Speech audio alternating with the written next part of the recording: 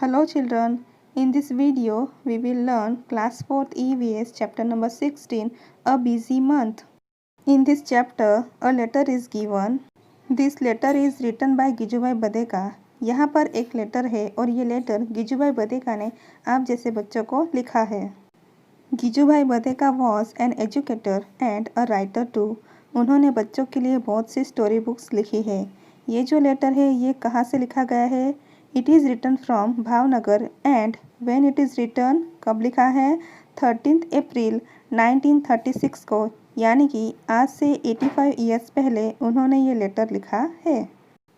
Through this letter he is giving us information about habitation of different birds. So let's read the letter. Dear children, it's 3 o'clock in the afternoon. There are no clouds in the sky. The sun is burning hot. Dear children means प्यारे बच्चों. गीजू भाई बोल रहे हैं कि अभी जो time है वो आफ्टरनून में 3 o'clock का टाइम है और बहुत ही गर्मी है. There are no clouds in the sky यानी कि बिल्कुल भी बादल नहीं है. And the sun is burning hot means बहुत ही गर्मी है. The sparrow, doves and sunbirds have started working in pairs as they prepare to make their nest. Sparrow यानी कि चिड़िया, doves और sunbirds ये जितने भी बर्ड्स हैं उन्होंने अपना काम शुरू कर दिया है. कौन सा काम?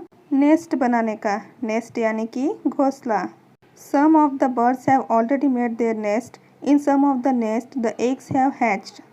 कुछ बर्ड्स ने ऑलरेडी अपने घोंसले बना कर रखे हैं और उन घोंसलों के अंदर एग्स भी हैच हो गए हैं. एग्स हैच होना मीन्स एग्स में से बेबी का बाहर निकलना. जो बेबी बर्ड है वो जब एग्स में से बाहर निकलते हैं तो उसे कहते हैं हैचिंग.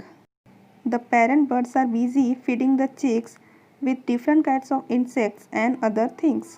जो पेरेंट बर्ड्स है वो अपने बच्चों को फीडिंग करने में बिजी है. फीडिंग मीन्स क्या? खाना खिलाना.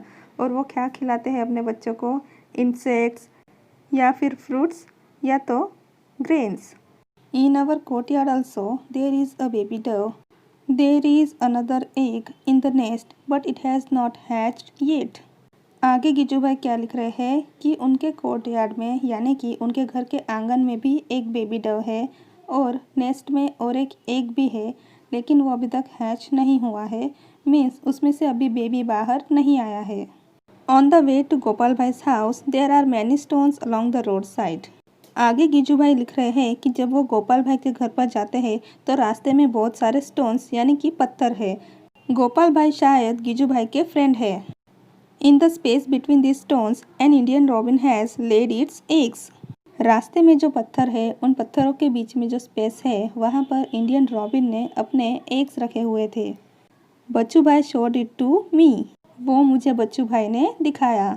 I looked through the binoculars. गिजू भाई ने उन्हें अपने बाइनोक्यूलर से देखा. बाइनोक्यूलर्स मीन्स दूरबीन, जिससे हम दूर की चीज़ें भी बहुत आसानी से और क्लियर देख सकते हैं. I saw that the nest was made of grass.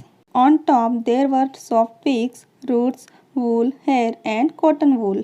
गिजू भाई ने अपने बाइनोक्यूलर से उस नेस्ट को अच्छे से ऑब्जर्व किया और उसमें उन्होंने देखा कि वो जो नेस्ट है वो ग्रास से बना हुआ था. उसमें ट्विग्स, रूट्स, वूल, हेयर और कॉटन वूल ये सारी चीज़ें यूज़ की हुई थी. This is how the robin makes its nest. इस तरह से ये जो इंडियन रॉबिन है, ये जो बर्ड है, ये अपना नेस्ट बनाता है. What a soft and cozy home for its chicks. The robin is not like the crow. A crow's nest is made of all kinds of things, even pieces of wire and wood. Robin जो होता है वो crow की तरह नहीं होता है. Crow means कौवा. कौवे का जो घोंसला होता है उसमें वो सारी चीज़ें यूज़ करता है. इवन वायर के पीसेस और लकड़े के पीसेस भी वो यूज़ करता है.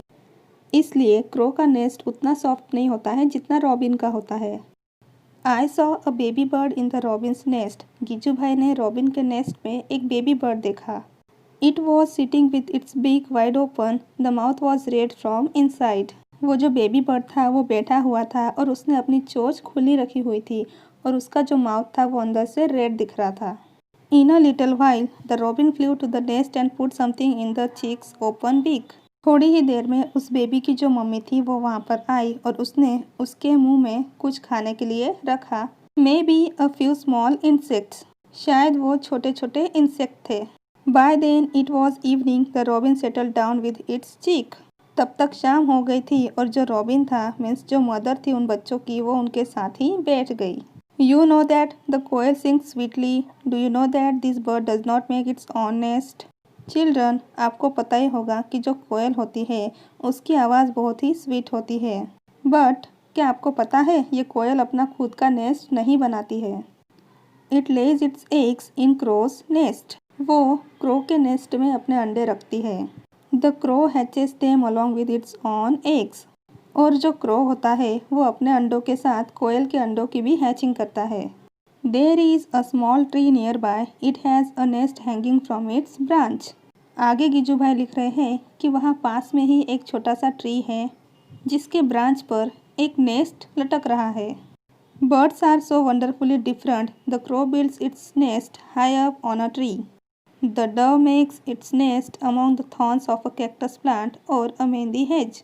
The sparrow can be found in and around our own house. It makes its nest anywhere on top of a cupboard, behind a mirror, on a ledge. Birds जो होते हैं वो एक दूसरे से बहुत ही अलग होते हैं. क्रो जो होता है वो ट्री के एकदम ऊपर अपना नेस्ट बनाता है. डव कैक्टस प्लांट में या मेहंदी बुश में जो झाड़ियाँ होती हैं वहाँ पर अपना नेस्ट बनाता है. स्पैरो मीन्स चिड़िया को तो आपने आपके घर में या आसपास ही देखा होगा. वो कहीं पर भी हमारे घर में कबोर्ड के पीछे, मिरर के पीछे, कहीं पर भी वो अपना नेस्ट बना लेती है. Dove also make their nest like this. Often they make their nest in old और डेजर्टेड बिल्डिंग्स. डव भी लाइक स्पैरो हमारे घर में या घर के आसपास वो अपना नेस्ट बनाते हैं. डेजर्टेड बिल्डिंग्स यानी कि जो पुरानी बिल्डिंग है जहाँ पर कोई रहता नहीं है, ऐसी बिल्डिंग्स में भी वो अपना नेस्ट बनाते हैं. The barbet or coppersmith bird can be heard in the summer with its tuk tuk tuk call. See students, this is barbet. इसे हम कॉपरस्मिथ भी कहते हैं.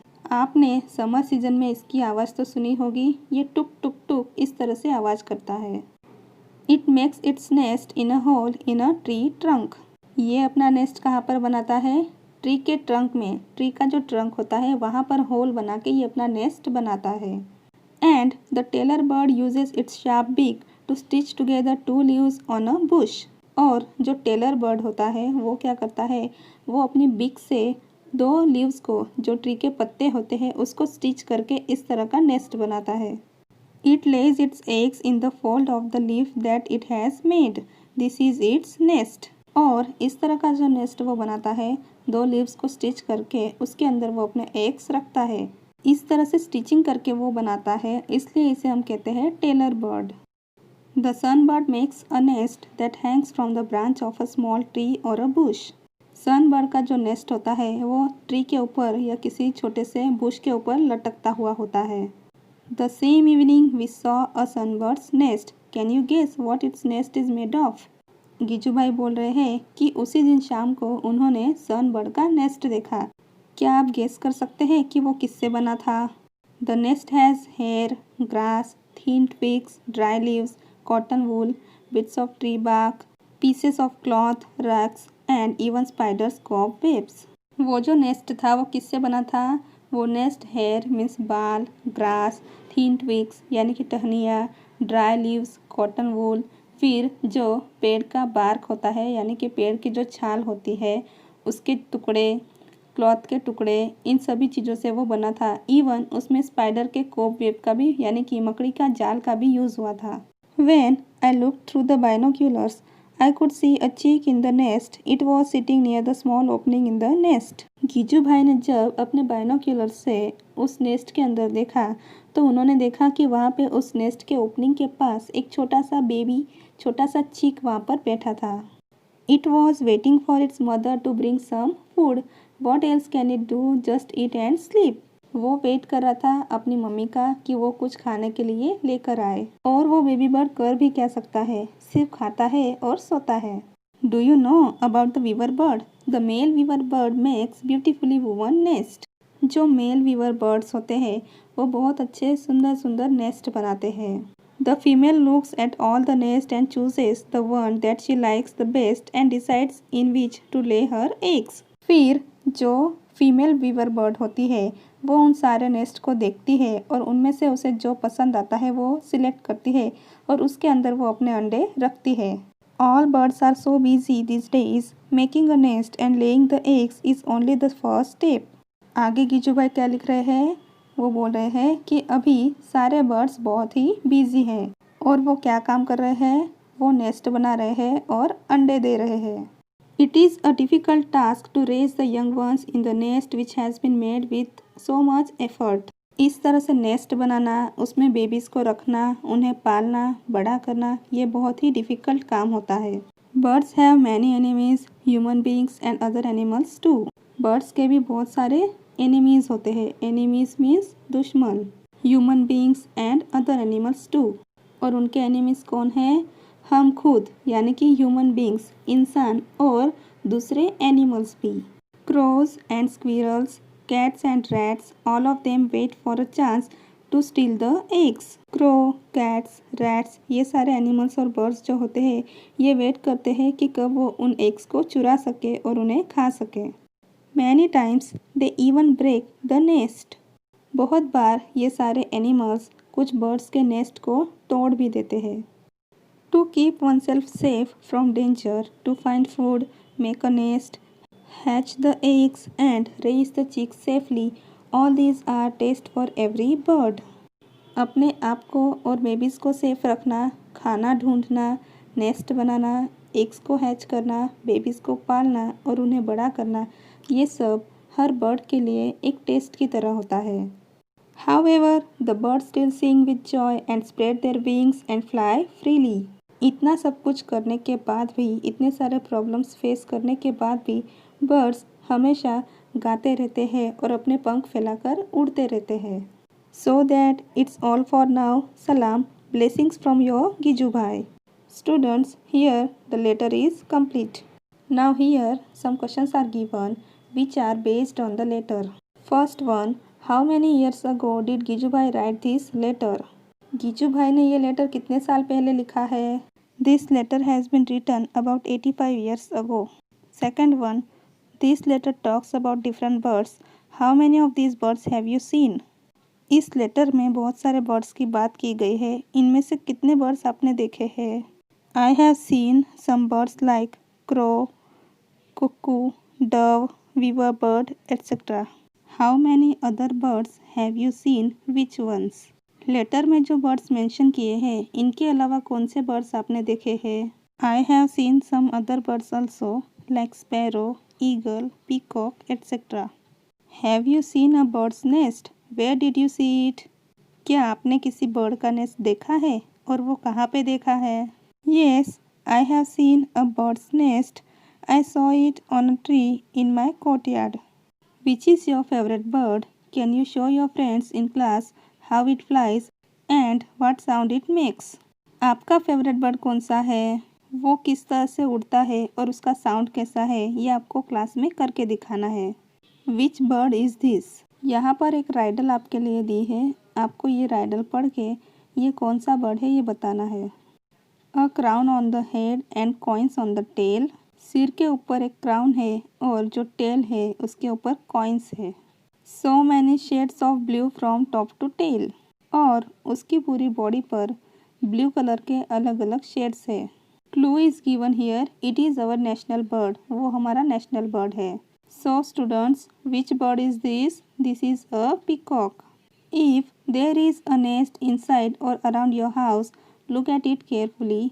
अगर आपके घर में या घर के आसपास कोई नेस्ट है तो आपको उसे देखना है, उसे ऑब्जर्व करना है। आपको ये ध्यान रखना है कि उसके ज़्यादा पास में नहीं जाना है और उसे टच भी नहीं करना है। If you do so, then the bird will not come to the nest again. अगर आप ऐसा कुछ करोगे तो वो जो बर्ड है वो उस नेस्ट में कभी नहीं आएगा। Where is the nest made? Nest कहाँ पर बना हुआ है? It is made on the branch of a tree. What is the nest made of? वो नेस्ट किससे बना है? The nest has been made of twigs, straws, dry leaves, wool, etc. Is the nest ready or are the birds still making it? क्या वो nest ready हो गया है या फिर अभी भी बर्ड्स उसे बना रहे हैं? Yes, it is ready. Can you recognize which bird has made the nest? वो जो नेस्ट है वो कौन से बर्ड ने बनाया है? It is a nest of a crow. What things does the bird bring to the nest? Bird उस नेस्ट में क्या क्या लाता है? The bird brings straws, twigs, dry leaves, insects, etc. Is there any bird sitting in the nest? क्या उस nest में कोई बर्ड बैठा हुआ है? Yes, one crow is sitting in the nest. Do you think there are any eggs in the nest? क्या आपको लगता है कि उसमें eggs भी है? No, there are no eggs in the nest. Can you hear any sound like ची ची from the nest? क्या आपको नेस्ट में से ची ची इस तरह की आवाज़ आती है? Yes, I can hear the sound. If there are chicks in the nest, what do the parent birds bring for them to eat? अगर उस नेस्ट में चिक्स है मीन्स बेबी बर्ड्स है तो जो पेरेंट बर्ड है वो उनके खाने के लिए क्या क्या लेकर आते हैं? Their parents bring insects and grain for them. How many times in 1 hour do the birds come to the nest? 1 hour means 1 घंटे में कितनी बार वो बर्ड्स नेस्ट में आते हैं? About 2 to 3 times birds come to the nest. After how many days did the chicks leave the nest? जो chicks है baby birds है वो कितने दिनों बाद उस नेस्ट को छोड़ते हैं? In about 2 months, chicks leave the nest. You have seen how birds use many different things to make their nest. Use some of these things and make a nest. Make a small paper bird to put it in your nest. Students, आपने देखा कि birds किस तरह से अलग अलग things use करके अपना नेस्ट बनाते हैं। आपको भी इस तरह से कुछ चीज़ें यूज़ करके एक नेस्ट बनाना है और उसमें एक पेपर का बनाया हुआ बर्ड रखना है। आप उसमें इस तरह से कॉटन के बनाए हुए एग्स भी रख सकते हैं। Birds use the nest only to lay their eggs. After the eggs have hatched and the chicks have grown they leave the eggs. Imagine how it would be if we also had to leave our homes as soon as we learn to walk and talk. Birds nest का use सिर्फ अंडे रखने के लिए करते हैं। एक बार उन एग्स में से बेबीज बाहर आ गए और वो बड़े हो गए उसके बाद वो उस नेस्ट को छोड़ देते हैं। अगर हमें भी इस तरह से बड़े हो जाने के बाद हमारा घर छोड़ना पड़े तो? After they leave their nest different kind of birds live at different places, some on trees, some near or in water and some on land. जब बर्ड्स अपना नेस्ट छोड़ देते हैं तो वो अलग अलग प्लेसेस पर रहते हैं। कुछ बर्ड्स ट्रीज के ऊपर रहते हैं, कुछ पानी में तो कुछ ज़मीन पर। Other animals also live at different places on land, under the ground, in water and on trees.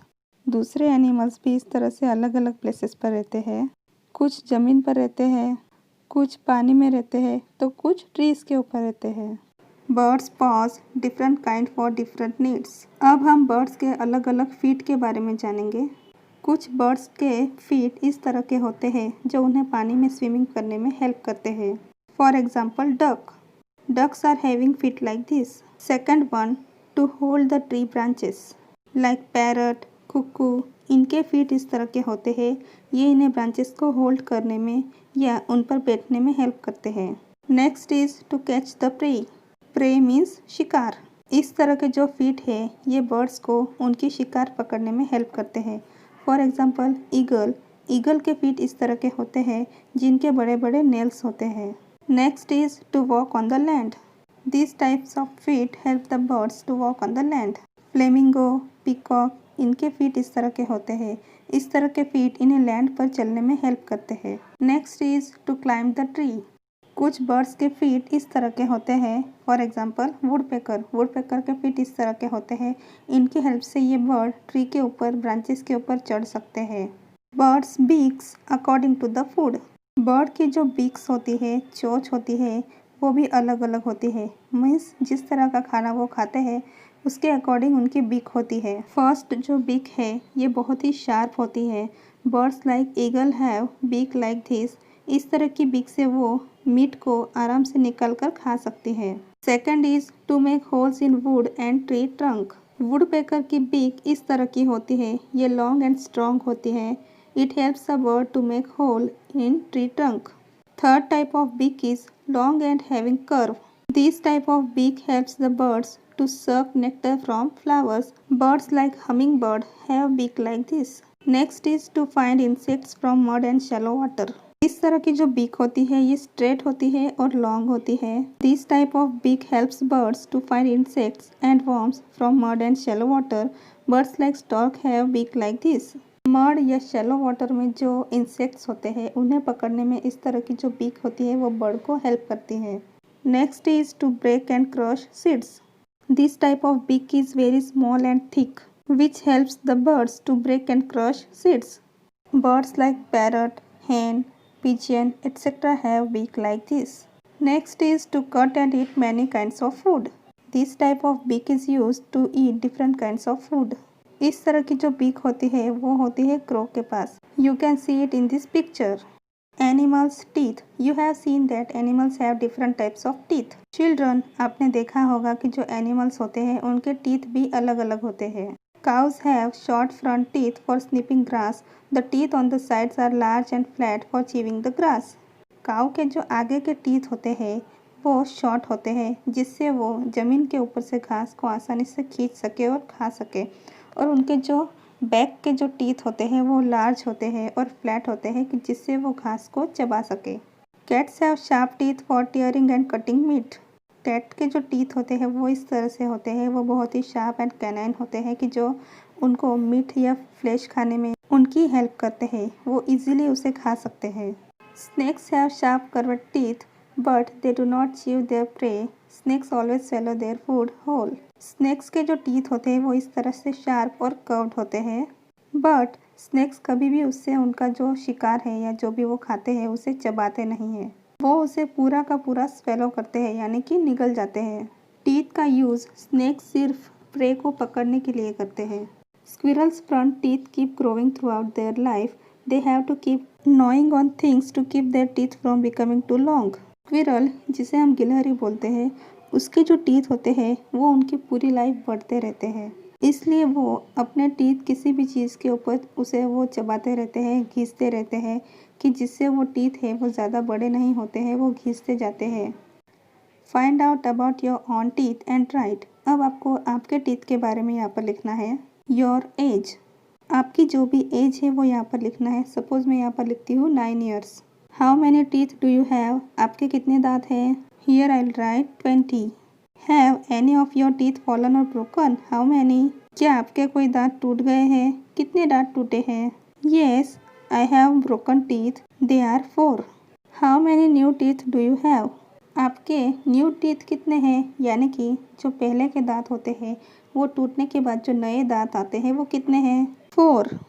How many of your milk teeth have fallen but no new teeth have come in their place, ऐसे कितने दांत हैं कि जो दूध के दांत टूट गए हैं लेकिन वहाँ पर नए दांत अभी भी नहीं आए हैं। 1. Find out more about teeth. Look at your friend's teeth. Are there different kinds of teeth? Draw one front tooth and one back tooth in your notebook. Can you see any difference between these teeth? आपको आपके friends के teeth observe करने हैं और आपको एक आगे का दांत और एक पीछे का दांत यहाँ पे ड्रॉ करना है और उन दोनों में क्या डिफरेंस है वो आपको देखना है। They are different. Front tooth is flat and sharp while back tooth is thick and broad. जो फ्रंट टूथ है वो फ्लैट है एंड शार्प है कि जिससे हम कोई भी चीज़ आसानी से तोड़ सकते हैं, और पीछे का जो टूथ है वो मोटा है और ब्रॉड है कि जिससे हम कोई भी फूड चबा सकते हैं। Imagine if you did not have front teeth, how would you eat a guava, act and show how. अगर आपके फ्रंट टीथ नहीं है तो आप गुआवा को किस तरह खाएंगे वो आपको एक्ट करके दिखाना है। You have your front teeth but no teeth at the back. Someone gives you a roti, how would you eat it? अगर आपके बैक टीथ नहीं है और किसी ने आपको रोटी खाने के लिए दी तो आप किस तरह से खाओगे वो आपको एक्ट करके दिखाना है। You do not have any teeth in your mouth. What kind of things would you be able to eat? अगर आपके मुंह में एक भी दांत नहीं है तो आप कौन सी चीज़ें खा पाओगे वो आपको सोचना है। Draw a picture in your notebook. How would you look if you have no teeth? अगर आपके मुंह में एक भी दांत नहीं है तो आप कैसे दिखोगे उसका एक पिक्चर आपको ड्रॉ करनी है। Find out from old people, those who do not have teeth, what kind of food they cannot eat. जो बुजुर्ग लोग होते हैं, दादा दादी या कोई भी हमारे घर में होते हैं, उनसे आपको पूछना है कि अगर उनके दांत नहीं हैं तो वो कौन कौन सी चीज़ें नहीं खा पाते हैं। Draw a picture of a bird commonly seen in your area. Label its body parts also. आपके एरिया में पाए जाने वाले किसी भी बर्ड की ड्राइंग यहाँ पर करनी है। इस तरह से आपको ड्रॉ करना है और उस बर्ड के जो बॉडी पार्ट्स है उनके नेम्स यहाँ पर लिखने हैं। Students, here our chapter is finished. We will meet very soon with the worksheet of this chapter.